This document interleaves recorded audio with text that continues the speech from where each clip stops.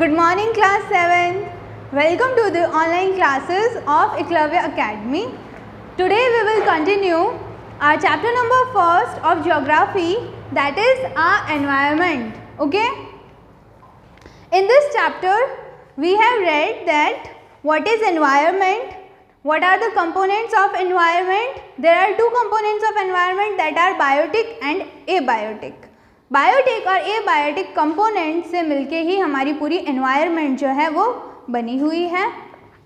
Environment में हमारे पास तीन डोमेन्स आते हैं, नेचुरल एनवायरनमेंट के तीन डोमेन्स आते हैं, लिथोस्फीयर, हाइड्रोस्फीयर और एटमॉस्फेयर।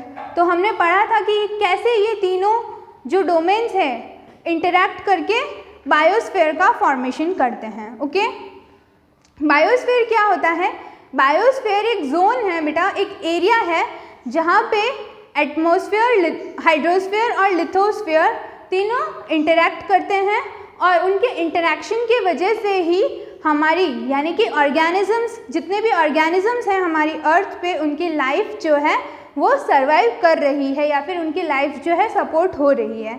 तो जहाँ सारे ऑर्गेनिज्म रहते हैं, जहाँ ये तीनों मिलके इंटरैक्ट करते हैं और लाइफ को सपोर्ट करते हैं, उसी को बोलते हैं बायोस्फीयर। ठीक है, अब हमारे एनवायरनमेंट में हम देखते हैं कि कितनी सारी डाइवर्सिटी है, large number of diversity of organisms, चाहे वो छोटे ऑर्गेनिज्म हो चाहे वो बड़े ऑर्गेनिज्म हो, अलग अलग स्पीसीज देखने को हमें मिलती है ऑर्गेनिजम्स की।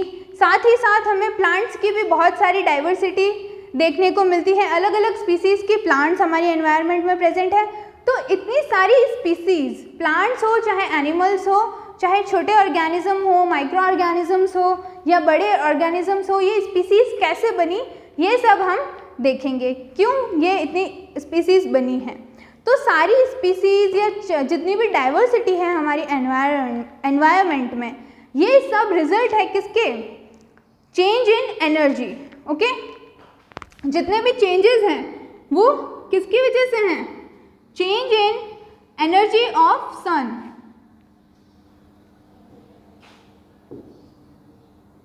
ओके, हर एनवायरनमेंट कंडीशन में अलग अलग एरियाज में अलग अलग सन की एनर्जी होती है, अलग अलग लाइट इंटेंसिटी होती है, अलग अलग हीट होती है, और उसी डिफरेंस की वजह से एनवायरनमेंट में या फिर हमारे अर्थ की अगर बात करें, हर एरिया में अलग अलग इंटेंसिटी है, कहीं पे ज़्यादा इंटेंसिटी है, कहीं पे कम इंटेंसिटी है। तो इन इंटेंसिटी के डिफरेंस की वजह से ही हमारे एबायोटिक जो फैक्टर्स होते हैं, like land area, land, air, soil, इन सारी चीज़ों में डिफरेंसेस आते हैं या फिर चेंजेस आते हैं। ठीक है, तो एबायोटिक फैक्टर्स में जब चेंजेस आते हैं तो उसी से किसी एनवायरनमेंट के अंदर सीजनल और क्लाइमेटिक चेंजेस भी आएंगे। जितने भी क्लाइमेट है, यानी कहीं पे ह्यूमिड क्लाइमेट है, कहीं पे बहुत ज़्यादा ड्राई है उनका वेदर, ठीक है, तो ये जितने भी सीजनल चेंजेस आते हैं, जितने भी क्लाइमेटिक चेंजेस आते हैं, वो क्यों आते हैं? Due to change in energy of the sun. Sun की एनर्जी में चेंज होने की वजह से हमारे एबायोटिक जो फैक्टर्स हैं, एबायोटिक यानी air, water, soil, okay, etcetera, तो इन सभी में चेंजेस आते हैं। ओके, अब इन सभी में जब चेंजेस आएंगे तो इन पे कौन डिपेंडेंट होता है? एबायोटिक फैक्टर्स पे डिपेंडेंट होते हैं बायोटिक फैक्टर्स। ओके,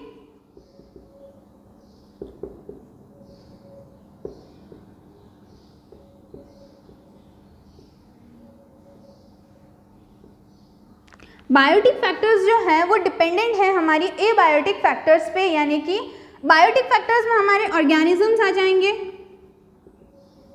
और क्या आ जाएंगे? प्लांट्स, यानी जितने भी लिविंग थिंग्स हैं। तो जितने भी ऑर्गेनिजम्स और प्लांट्स होते हैं वो एयर, वाटर, सॉइल, इन सारी चीज़ों पे डिपेंड करते हैं। और जैसे ही इन एबायोटिक फैक्टर्स में चेंजेस आएंगे स्टूडेंट्स, तो वही सारे चेंजेस किसको इन्फ्लुएंस करेंगे?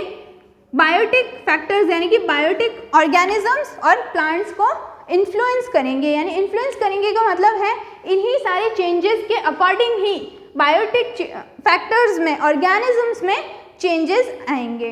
ओके, मान लीजिए कि कहीं बहुत ज़्यादा एनर्जी आ रही है सही की वहाँ सन की, वहाँ की एनवायरनमेंट कंडीशन जो है बहुत ज़्यादा ड्राई है, वहाँ की सॉइल जो है वो बिल्कुल भी क्या कहते हैं उसको, वाटर को पकड़ नहीं पाती है, उसका जो सॉइल कंपोजिशन है वो बहुत ड्राई है, ठीक है। तो वाटर का अगर सॉइल कंपोजिशन ड्राई होगा तो उस एरिया में जो प्लांट्स होंगे, तो वो प्लांट्स जो होंगे उसकी सॉइल कंपोजिशन पे डिपेंडेंट है, तो वो जो प्लांट्स होंगे उनको अपने अंदर चेंजेस लाने पड़ेंगे कि वो कम वाटर कंडीशन में भी, लेस वाटर कंडीशन या फिर ड्रॉट कंडीशंस में भी क्या करें, सरवाइव कर सकें।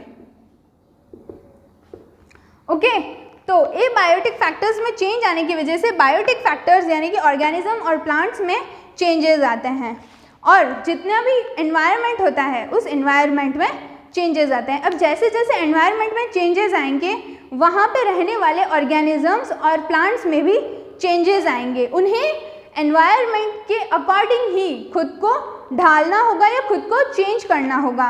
दे are dependent on the abiotic factors.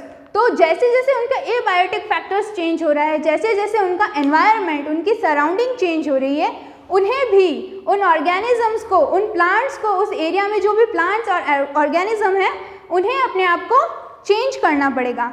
अगर वो ऑर्गेनिज्म या प्लांट्स खुद को एनवायरनमेंट के अकॉर्डिंग चेंज नहीं कर पाता है तो क्या होगा, उसकी डेथ हो जाएगी, वो धीरे धीरे एनवायरनमेंट से एक्सटिंक्ट हो जाएगा, यानी आने वाले टाइम में वो उस एनवायरनमेंट में हमें नहीं मिलेंगे। क्यों नहीं मिलेंगे? क्योंकि वो जो एनवायरनमेंट कंडीशन अब चेंज हो चुकी है वो उसके एडवर्स हो चुकी है। एडवर्स का मतलब है बेटा विपरीत, जिस कंडीशन में वो रह ही नहीं पाएंगे। ओके, इस चेंज्ड एनवायरनमेंट में वो सरवाइव नहीं कर सकते, इसलिए वो एक्सटिंक्ट हो गए। ओके, एक्सटिंक्ट का मतलब होता है बेटा हमेशा के लिए खत्म हो जाना। ओके, फर्दर कभी लाइफ में, मतलब फर्दर आने वाले टाइम में वो उस एरिया में नहीं मिलेंगे। तो अगर वो अपने आप को एनवायरनमेंट के अकॉर्डिंग चेंज नहीं करते हैं, अपने एडवर्स कंडीशन के अकॉर्डिंग अपने आप को चेंज नहीं करते हैं, तो उस कंडीशन में वो एक्सटिंक्ट हो जाएंगे।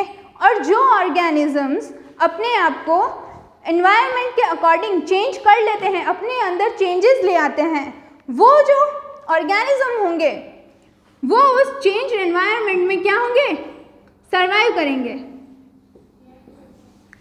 अब वो सरवाइव क्यों करेंगे? क्योंकि उन्होंने चेंज किया। तो वो चेंजेस किस रिस्पेक्ट में होंगे? वो चेंजेस होंगे उनके बिहेवियर में, वो चेंजेस हो सकते हैं उनकी फिजियोलॉजी में या फिर उनके इनर केमिकल कंपोजिशन में। ओके, तो जितने भी चेंजेस वो अपने अंदर करेंगे तो उससे क्या बनेगी, न्यू स्पीसीज।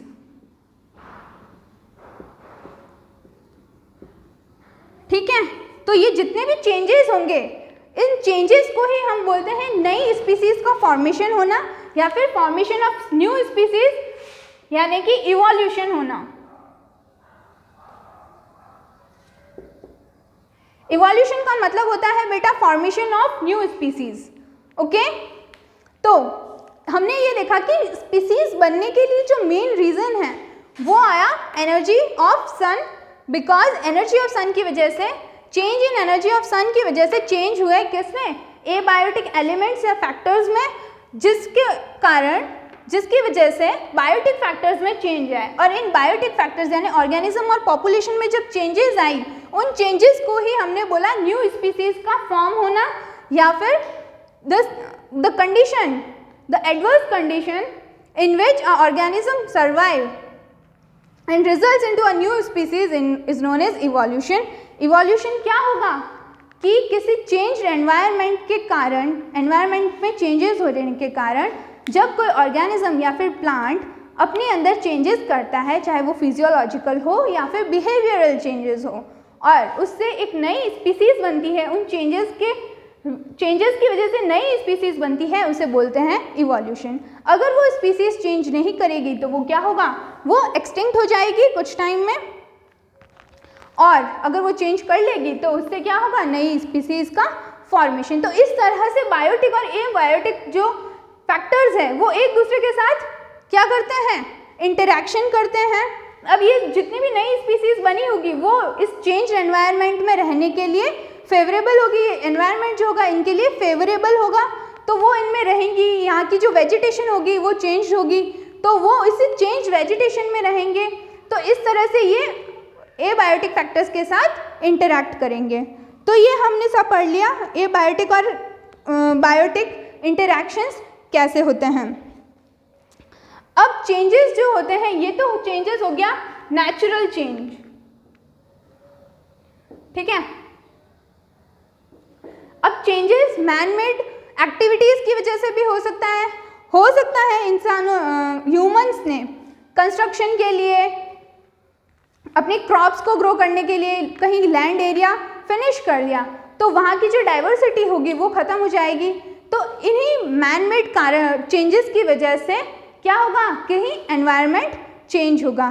तो ये सारे रीजंस होते हैं किसी स्पीसीज के फॉर्मेशन के लिए, और इसी तरह से बायोटिक और एबायोटिक एनवायरनमेंट इंटरैक्ट करता है। नेक्स्ट क्लास में हम पढ़ेंगे कि बायोस्फीयर क्या होता है, और इससे रिलेटेड टर्म्स जो भी आएगी हमारे आगे इकोसिस्टम वगैरह वो हम नेक्स्ट क्लास में पढ़ेंगे। Okay, goodbye and have a nice day.